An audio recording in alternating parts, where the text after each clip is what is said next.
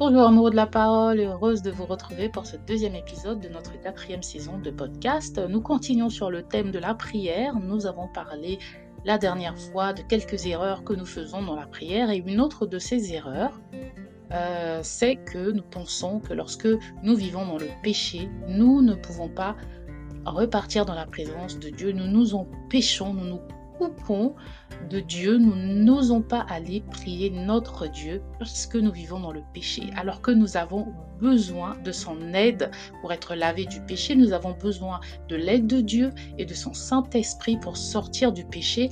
Nous décidons de nous couper de sa présence et de combattre seul le péché comme si nous étions des surhommes. Alors, le psaume 51 que nous allons aborder aujourd'hui, c'est un psaume qui nous montre un bel exemple de comment prier quand on a péché. C'est une question que plusieurs d'entre nous se sont sûrement posée au moins une fois.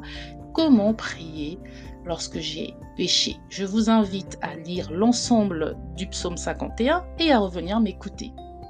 Si c'est la première fois que vous découvrez ce podcast, je suis Luis du blog ilétécrit.com et je vous embarque dans ce petit voyage à la découverte du psaume 51.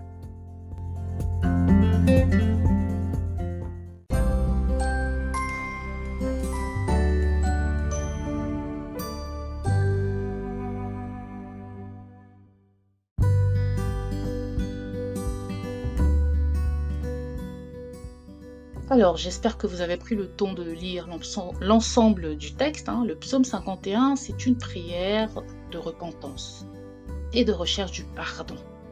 David l'a écrit après avoir été confronté à la réalité de son péché, d'un péché grave, qui, selon la loi de Moïse, dans l'Ancienne Alliance, il aurait dû être condamné à mort pour avoir commis un adultère avec Bathsheba et orchestré la mort du mari de cette dernière.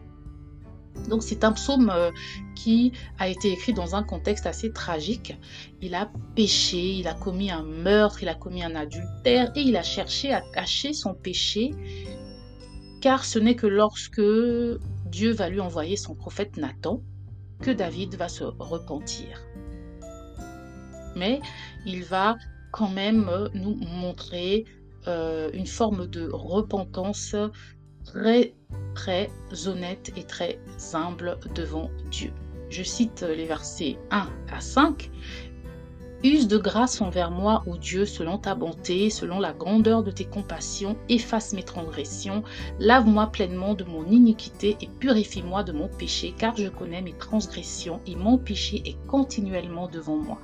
Contre toi seul j'ai péché et j'ai fait ce qui est mauvais à tes yeux, afin que tu sois justifié quand tu parles, trouvé pur quand tu juges. Voici, j'ai été enfanté dans l'iniquité et dans le péché, ma mère m'a conçu.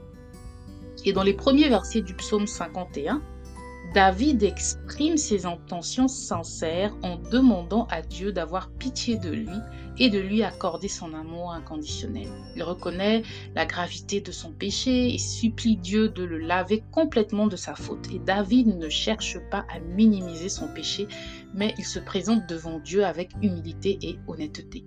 Et bien souvent, lorsque nous allons en prière, lorsque nous allons devant Dieu pour demander pardon, nous nous justifions. Oui, j'ai fait cela, mais c'est parce que telle personne m'a d'abord dit telle chose, c'est parce que j'ai grandi dans la misère, c'est parce que non. Quelles que soient les raisons, nous avons péché. Nous devons reconnaître notre faute, prendre nos responsabilités et nous repentir humblement devant Dieu sans chercher à nous justifier à l'image de David. Et en poursuivant sa prière, David révèle son profond sentiment de culpabilité et de douleur. Il reconnaît que son péché est contre Dieu et Dieu seul. Et David réalise qu'il a besoin d'un cœur pur et d'un esprit renouvelé pour être restauré dans sa relation avec Dieu. Et qui d'autre que Dieu ne peut renouveler son esprit et le restaurer? Personne d'autre, ce n'est que Dieu. Et donc, il est sincère et sa supplication, elle est passionnée pour que sa joie lui soit restaurée. Il dit également quelque chose de très important au verset 6. Voici, tu veux la vérité dans l'homme intérieur et tu me feras comprendre la sagesse dans le secret de mon cœur. Vous voyez, on peut se mentir en disant des paroles et des justifications à nous-mêmes ou au Seigneur, mais Dieu voit notre homme intérieur. Il sait ce que nous pensons et ressentons réellement. Donc David reconnaît que seul Dieu peut nettoyer son intérieur, son cœur. Il ne dit pas « je vais changer, je vais fournir des efforts ». Il reconnaît qu'uniquement le bras de Dieu a ce pouvoir de le laver s'il se repent et le demande sincèrement. Et tout au long du psaume 51, David fait des promesses à Dieu.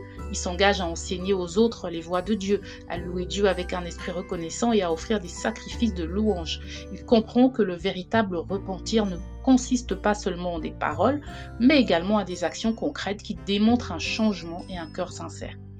Et enfin, David, il aborde le pardon et l'amour de Dieu. Il implore Dieu de créer en lui un cœur pur pour renouveler son esprit.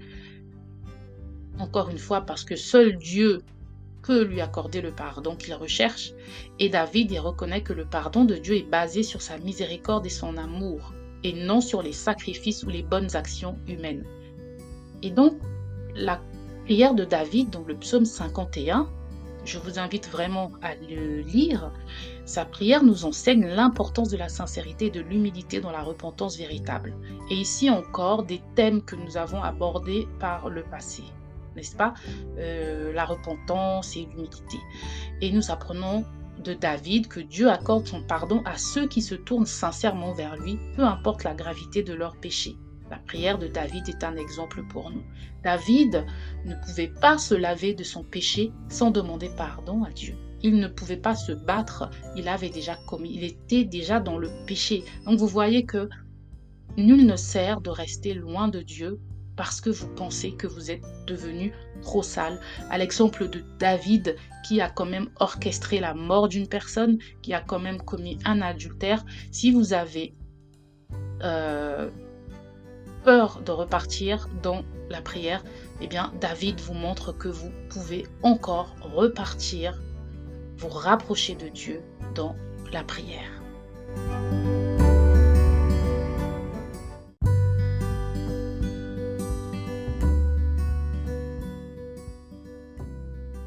Donc, maintenant, on va voir la structure ou les étapes dans le texte du psaume 51.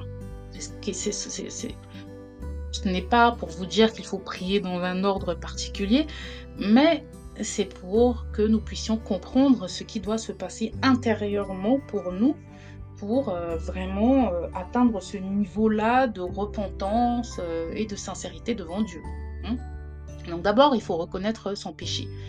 Les versets 1 à 4, David reconnaît son péché. Il reconnaît la gravité de son péché, il demande à Dieu d'avoir pitié de lui.